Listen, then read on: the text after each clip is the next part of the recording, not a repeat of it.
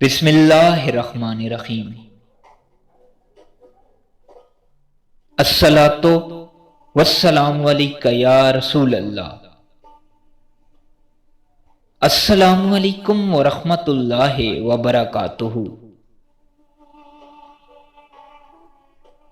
آغاز شباب میں حضرت رابعہ بصری رحمۃ اللہ علیہ کے حسن و جمال کا بہت چرچا تھا، مگر غلامی سے آزادی اور شب و روز عبادتوں کے طویل سلسلے کے بعد آپ کے چہرے پر خدا نے پاکیزگی اور نور کا ایک نقاب ڈال دیا تھا، تاکہ دیکھنے والوں کی نگاہیں خود بخود جھک جائیں۔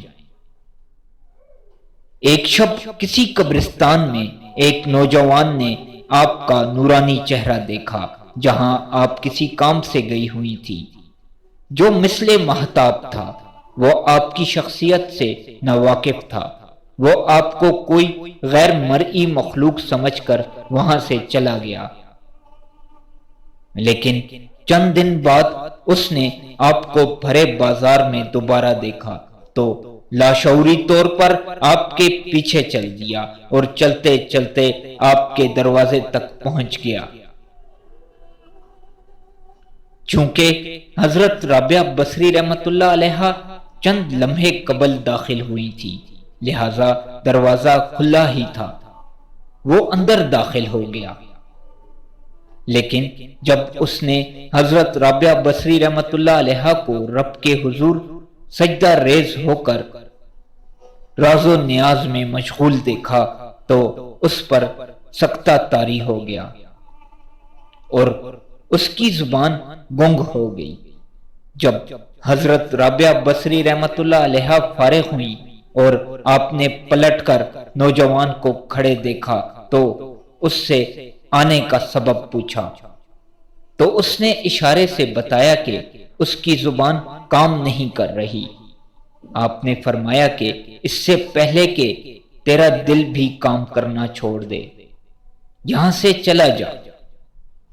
اس نے آنکھوں میں التجا کی کہ اس کی قوت گویائی لٹا دی جائے۔ آپ نے فرمایا کہ اگر تو نے میرے ساتھ کوئی زیادتی کی ہوتی تو میں تجھے معاف کر دیتی۔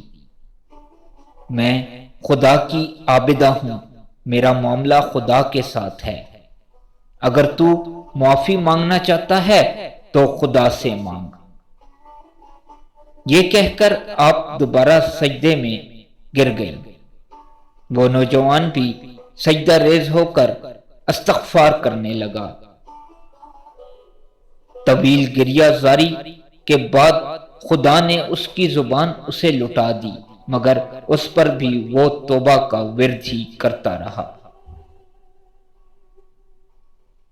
بصرہ کے بازار سال ہاں سال تک ایک مجذوب کے استغفار کے نعروں سے گونجتے رہے۔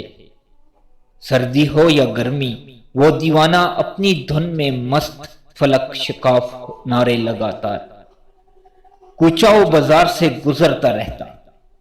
آخر ایک دن خاموشی چھا گئی اور وہ مجذوب نہ جانے کدھر نکل گیا، پھر کسی کو اس کا پتہ نہ چلا۔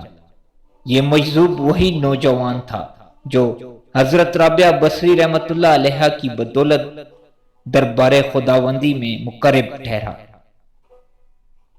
حضرت رابعہ بصری رحمۃ اللہ علیہ اکثر یہ شعر پڑھا کرتی تھیں کہ